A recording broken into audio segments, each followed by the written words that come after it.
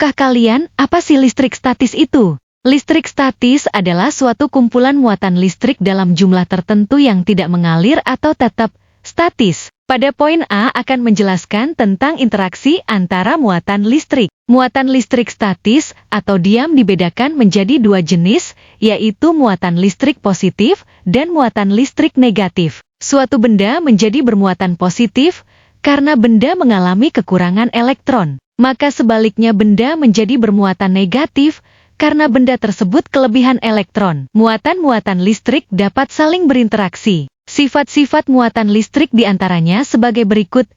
Yang pertama, muatan sejenis akan saling tolak-menolak. Kedua, muatan berbeda jenis akan saling tarik-menarik. Dan yang terakhir, muatan yang dapat berpindah hanya bermuatan negatif. Pada poin B akan menjelaskan tentang gaya listrik. Pada gaya listrik di sini ada gaya Coulomb. Jika muatan sejenis maka akan saling tolak-menolak seperti pada gambar. Muatan plus dengan plus maka akan saling tolak-menolak, begitu juga dengan muatan minus dengan minus maka akan saling tolak-menolak. Tetapi jika muatan berbeda jenis seperti minus dengan plus atau plus dengan minus, maka akan saling tarik-menarik antar partikelnya.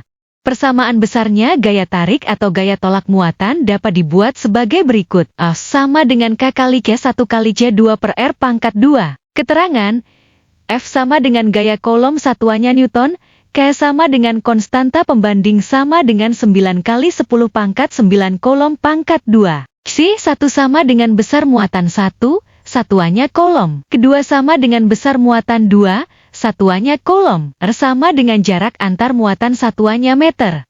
Pada poin C menjelaskan tentang potensial listrik. Petir dapat terjadi karena adanya beda potensial yang sangat besar antara dua awan yang berbeda atau antara awan dengan bumi. Potensial listrik dapat dihitung dengan membandingkan besar energi listrik yang dibutuhkan dengan jumlah muatan listrik yang dipindahkan, yaitu V sama dengan W per K. Keterangan, V sama dengan potensial listrik satuannya volt, W sama dengan energi listrik satuannya joule, dan Q sama dengan muatan listrik satuannya Coulomb.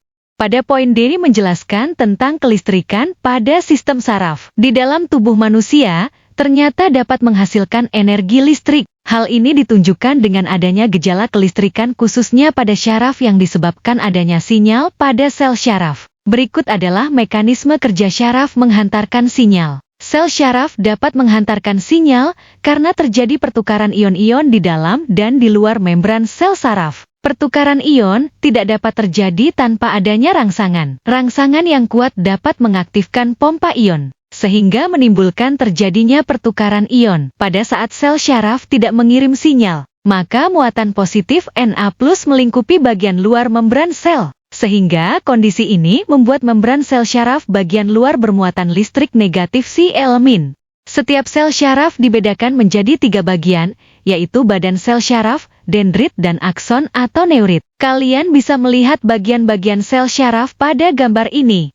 Pada poin E akan menjelaskan tentang hewan yang mengandung listrik. Seperti halnya manusia, ternyata hewan juga dapat menghasilkan energi listrik. Tujuan hewan dapat menghantarkan arus listrik antara lain adalah untuk bergerak, berburu mangsa, menanggapi rangsangan, memburu predator atau bahkan sebagai alat navigasi. Berikut ini adalah beberapa hewan yang mengandung listrik. Yang pertama ada tawon oriental. Yang kedua, lele listrik. Lele listrik adalah hewan yang hidup di air tawar yang memiliki kemampuan untuk menghasilkan listrik sebesar 350 volt.